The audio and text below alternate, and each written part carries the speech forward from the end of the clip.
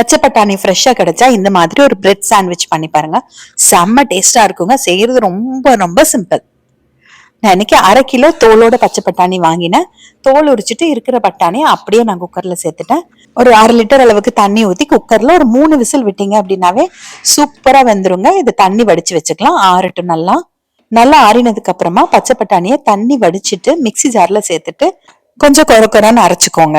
இதுக்கு காஞ்ச பச்சை பட்டாணி சரிப்படாதுங்க. அதே மாதிரி இந்த பச்சை பட்டாணியை நம்ம ஊற வைக்கணும்ன்ற அவசியம் கிடையாது. இப்ப இது கூட ஒரு 3 கரண்டி அளவுக்கு கெட்டி தயிர், நான் தயிர் தண்ணி வடிச்சிட்டு தான் ஊத்திருக்கேன். நீங்க தயிருக்கு பதிலா மைனஸ் வச்சிருந்தீங்கனாலும் சேர்த்துக்கலாம். 1/2 ஸ்பூன் அளவுக்கு உப்பு, 1/2 ஸ்பூன் அளவுக்கு மிளகாய் தூள் அல்லது மிளகு தூள் சேர்த்துக்கோங்க. திரும்ப ஒரு தடவை அரைச்சு எடுத்துக்கோங்க. அவ்வளவுதான். இப்ப நம்ம அரைச்சதுதான் பேஸ். அதை நம்ம பிரெட்ல உங்களுக்கு கம்மியா வேணும்னா கம்மியா, அதிகமா வேணும்னா அதிகமா ஸ்ப்ரெட் பண்ணிக்கோங்க.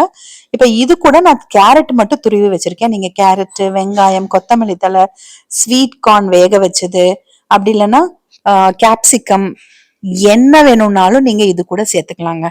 இந்த நம்ம மிக்சியில அரைச்சு எடுத்து வச்சிருக்கோம் பாருங்க, அது கூடவே நீங்க ஜஸ்ட் வேக வைக்காத காய்கறிகளா இருந்தா அப்படியே துருவியோ இல்ல கட் பண்ணியோ சேர்த்துக்கோங்க. ஸ்வீட் கார்ன் நீங்க வேக வச்சுட்டு தான் சேர்க்கணும். இல்லன்னா நீங்க தனியா கூட வச்சுக்கலாம். இப்ப ஒரு பீஸ் ஆஃப் பிரெட்ல நம்ம இந்த ஸ்ப்ரெட் பண்ணிட்டு இதுக்கு மேல நான் கேரட் துருவி வச்சிருக்கேன், அதை மட்டும் எடுத்துக்கிறேன். நான் சொன்ன மாதிரி அந்த பட்டாணி அரைச்சதோட நீங்க கலந்து வச்சுக்கலாம், தனியா வச்சுட்டும் நீங்க சேர்த்துக்கலாம். பன்னீர் துருவி சேர்த்துக்கலாம், சீஸ் துருவி சேர்த்துக்கலாம், எது வேணும்னாலும் உங்க இஷ்டத்துக்கு நீங்க சேர்த்துக்கலாங்க. அவ்வளவுதான். தோசை கல்லுலயோ இல்ல பிரெட் டோஸ்டர்லயோ நெய்யோ இல்ல வெண்ணெயோ தடவி 2 பக்கம் டோஸ்ட் பண்ணி எடுத்தீங்கன்னா வேலை முடிச்சது.